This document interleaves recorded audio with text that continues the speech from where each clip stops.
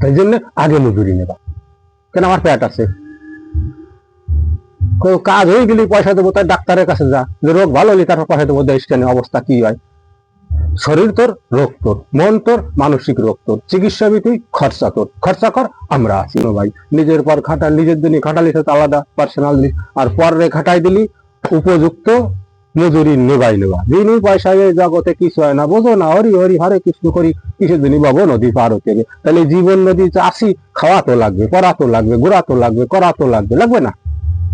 তো মজুরি অবশ্যই নেবা। ওই যে একজনে আমার কইছিল, দিল্লি গেছিল, ঠিক, একটু গল্প কই। তারপরে ওই যে মন্ত্র তো থাকবে না, আর জাগানো মন্ত্র লাস্টে লিখে দেবানে দেখিনি, ঠিক আছে। এক বেটারটা হারাই গেছে 5-7 লাখ টাকা। তো মেলা কবিরাজ কাবিরাজি করিছে, ঠিক, দিল্লির বাড়ি, বোঝো না। তাহলে আমি গেছি, আমারে পাইছে, আইসে আমার দ্বারে 2 বিটি আমি আসি, আমাকে এই ডিগ্রি, তারাও দিল্লি গেছে, আসে কাছে গোসাই এই ঘটনা।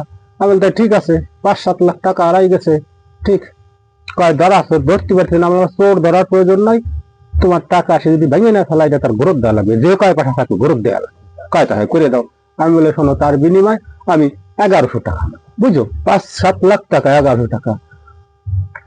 আর এক মিটি সাইডে রয়েছে, কয় কবি সেটি আবার পয়সা লাগে নাকি, কি কবে আগে কও দি।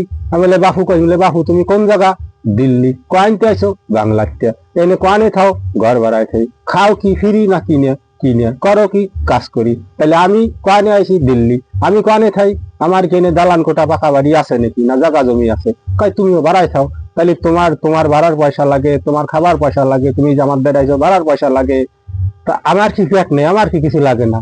তোমার 7 লাখ 8 লাখ 5 লাখ 7 লাখ টাকা হারাই গেছে, সেটা সহ্য হবে, আর কবিরাজে খাইতে তোমার টাকা পাওয়াই দেবে, হ্যাঁ, তুমি 1100 টাকা দিতে পারো না, তাহলে মাফ করো, রাম রাম, তোমার টাকা গেছে, আরো যাক, ওই জায়গা থাকো। এই জন্য মজুরি আগে।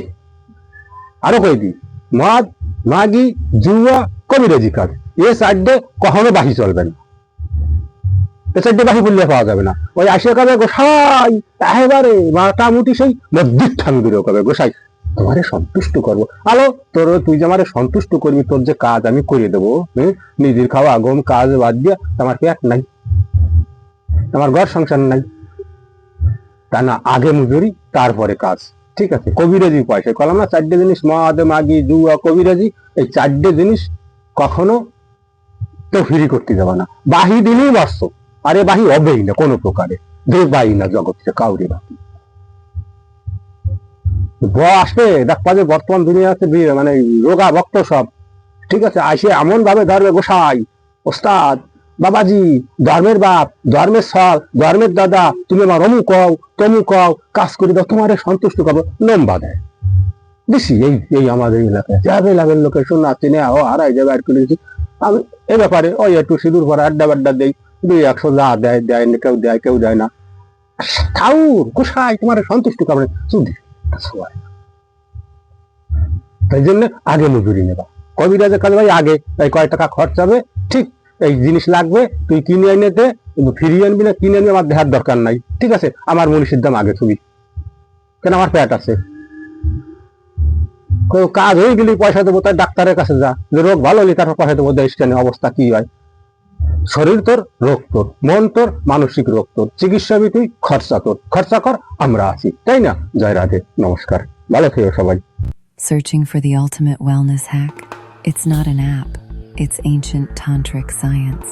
At Astro Tantric, we decode ancient wisdom for your modern life.